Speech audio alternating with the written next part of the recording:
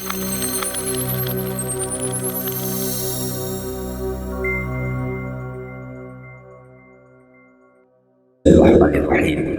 Assalamualaikum warahmatullahi wabarakatuh.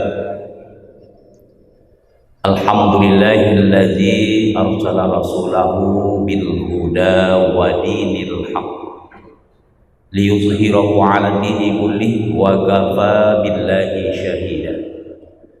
Asyhadu an la ilaha illallah wa asyhadu anna Muhammadan abduhu wa rasuluh sallallahu alaihi wasallam la nabiyya ba'da. Wasma'u faqala Allah ta'ala fil Qur'anil Karim, a'udzu billahi minasy syaithanir rajim.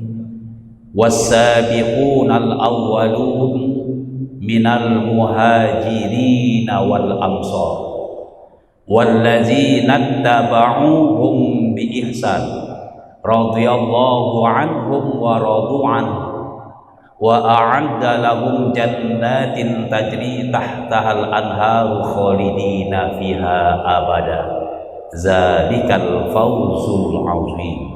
Shadaqallahu azim. Bapak, ibu, kaum muslim dan muslimat, jamaah salat zuhur Masjid Agung Nur Iman yang dirahmati Allah. Mari kita selalu bersyukur kepada Allah atas segala nikmat yang Allah berikan. Alhamdulillah, Allah masih memberikan kita kesehatan, kesempatan dan nikmat iman sehingga kita dapat hadir untuk melaksanakan salat zuhur berjamaah hari ini di masjid kita. Salawat dan salam kita sampaikan kepada Nabi besar Muhammad sallallahu alaihi wasallam. Allahumma sholli ala Muhammad wa ala ali Muhammad.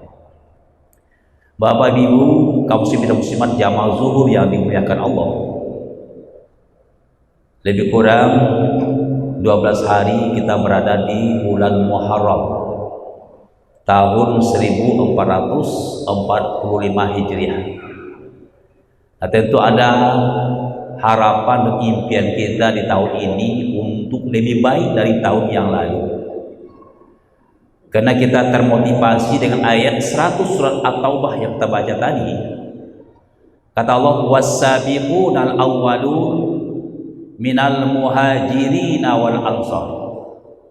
Orang-orang periode awal yang telah menganut agama Islam, mereka itu terdiri dari dua golongan. Pertama adalah golongan muhajirin, penduduk kota Makkah yang beragama Islam, lalu dia hijrah bersama Rasul ke Madinah. Inilah sekian kaum muhajirin. Yang kedua wal ansor, penduduk kota Madinah yang penuh sukacita membantu menolong saudara-saudara yang datang dari Makkah. Maka mereka sekian kaum ansor, kaum penolong. Nah, dua golongan ini adalah generasi sahabat Rasulullah. Lalu kata Allah, wallazina tabauhum bi ihsan. Kemudian orang-orang setelah mereka, setelah sahabat ada tabi'in. Setelah generasi tabi'in ada tabi'in, terus banyak tabi'in yang pengikutnya, dan termasuk kita hari ini. Nah, jika kita ikuti mereka dengan baik, berarti kita punya peluang yang sama dengan generasi sahabat itu untuk mendapatkan janji Allah di ayat berikutnya. Apa kata Allah? Radhiyallahu anhum wa radu an. Allah redha kepada mereka, baik terhadap orang-orang muhajirin, Allah redha kepada kaum ansor, para tabi'in, dan termasuk kita hari ini, jika kita juga redha mengikuti aturan Allah. Di samping kerja Allah kita dapatkan, Allah janjikan wa a'adda lahum jannatin tajri tahtahal anharu khalidina fiha abada.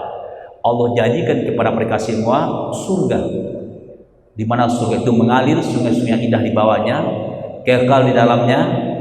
Di ujungnya dikatakan zalikal fawzul azim. Itulah keuntungan, kemenangan yang besar yang kita dapatkan di sisi Allah Subhanahu wa taala. Nah, jika kita menyimak ayat ini, tentu kita punya motivasi, punya keinginan supaya kita juga dapat ridha Allah dan dapat surga yang Allah janjikan. Nah, tentu kita lihat bagaimana kehidupan para sahabat yang dibina langsung oleh Rasulullah, yang tidak dari orang-orang muhajirin dan orang ansor itu. Ada 6 kelebihan mereka.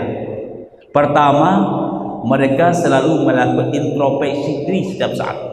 muhasabah, mengevaluasi diri. Apa gunanya? Untuk ada peningkatan ibadah. Karena Rasul katakan siapa yang ibadahnya hari ini lebih baik, lebih meningkat dari hari kemarin, itulah dia orang yang beruntung. Nah, mendengarkan yang sekarang termotivasi mereka, bersemangat ya untuk meningkatkan ibadah. Kemudian Allah pun juga ingatkan dalam surah Al-Hasyr ayat 14, ya ayyuhallazina amanu taqullaha wal tanzur nafsum ma qaddamat lighad wattaqullaha innallaha khabirum bima ta'malun. Hai orang-orang yang beriman, kata Allah, maka ya, bertakwalah kamu kepada Allah, dan hendaklah kamu masing-masing diri melakukan evaluasi, introspeksi diri. Apa yang telah kita siapkan bekal kita untuk hari esok, baik hari esok kehidupan dunia atau hari esok kehidupan akhirat. Wattaqullah, dan bertakwa kepada Allah, karena Allah mengetahui dan pasti memberikan balasan terhadap apa yang kita kerjakan. Nah, inilah dasarnya para sahabat punya motivasi tinggi untuk terus melakukan evaluasi, perbaikan, peningkatan ibadah dari hari ke hari. Nah, tentu kita juga ingin melakukan hal ini, sehingga target kita tahun 1445 Hijrah harus lebih baik ibadah kita dari tahun 1444 Hijrah yang telah kita lewati. Yang kedua, kelebihan sahabat itu adalah dia selalu menjalin kerjasama yang baik di antara mereka. Betul-betul cipta kerjasama di antara orang Muhajir dan Ansor di Madinah di bawah bimbingan Rasulullah. Bahasa Minangnya ya, mereka tu sejiok ba ayam sadan ciang pak basi, kabuki sama mendaki kalura sama menurut, barik sama dipikul ringan sama. Begitulah kebersamaan yang terbina. Lalu Allah ingatkan baik para sahabat ataupun kita semua, ada batasan dalam hal kerjasama yang harus kita pahami. Dalam surah Al-Maidah ayat kedua Allah katakan, wa ta'awanu 'alal birri wat taqwa wa la ta'awanu 'alal itsmi wal 'udwan. Silakanlah kamu, kata Allah, bekerja sama, saling membantu, saling menolong, tapi hanya dalam hal perbuatan baik dan perbuatan takwa. Lalu yang tidak boleh itu apa? Wala ta'awanu 'alal itsmi wal 'udwan. Jangan kita coba-coba bekerja sama, saling membantu, saling menolong, berkolusi dalam hal perbuatan dosa dan permusuhan. Nah, itu batasan. Nah, nanti kita lihat Bapak Ibu, 2024 akan ada nanti orang melakukan kerjasama dalam hal-hal permusuhan. Karena berbeda partai, berbeda golongan, berbeda pilihan, mereka saling bermusuhan. Ini tidak boleh terjadi. Allah sudah berikan batasan, hanya boleh kerjasama dalam hal kebaikan dan ketakwaan. Nah, inilah kelebihan para sahabat generasi awal itu yang harus kita ikuti, yang harus kita contoh. Yang ketiga, mereka bersungguh-sungguh merubah dirinya kepada lebih baik. Ada kesungguhan. Karena Allah katakan dalam surah Ar-Ra'd ayat 11, innallaha la yughayyiru ma biqaumin hatta yughayyiru ma bi anfusihim.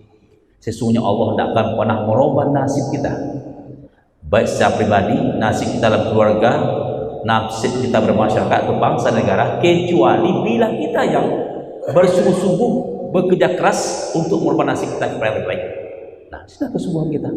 Nah, sehingga generasi sahabat, baik orang Muhajir, orang Ansor, betul-betul sungguh dia merubah nasibnya. Para Muhajirin walaupun dia datang dari Mekah, dibantu, ditolong oleh orang Ansor yang ada di Madinah, tapi dia tahu diri, dia tidak mau menggantungkan nasibnya, hidupnya kepada orang lain, tapi bekerja semangat, bekerja sama dia, bersungguh-sungguh dia bekerja sehingga dia jadi pedagang yang sukses. Nah, kesungguhan sangat menentukan. Makanya Rasul juga katakan, manjada wajada wa man kasala khosara. Siapa yang bersungguh pasti sukses, yang malas pasti rugi. Maka ini sebenarnya qadar mu'allaq. Jangan kita anggap orang itu miskin, bodoh karena takdir Allah. Tidak, belum tentu. Boleh jadi karena dia tidak bersungguh-sungguh, karena malas dalam berusaha. Kemudian yang keempat, kelebihan para sahabat generasi awal itu yang harus kita contoh, yang harus kita ikuti adalah mereka siap mengorbankan apapun yang dia miliki. Pengorbanan yang menyeluruh, pengorbanan waktu, tenaga, pikiran, harta, bahkan jiwa.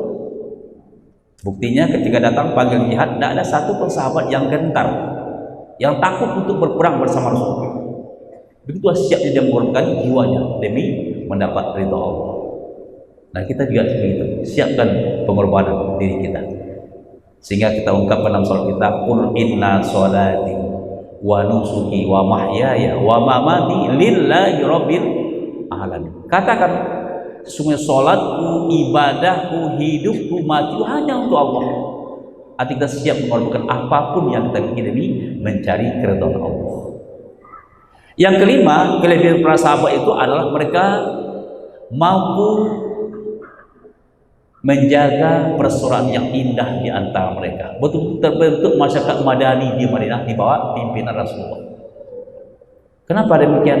Karena mereka memahami betul apa yang dikatakan dalam surah Al-Hujurat ayat 10. Innamal mu'minuna ikhwah. Sesungguhnya orang beriman itu bersaudara. Bagaimana gambaran persaudaraan orang beriman? Kata Rasulullah, al-mu'min kal bunyan. Orang beriman itu bagian sebuah bangunan yang saling kuat menguatkan, kokoh-kokohkan.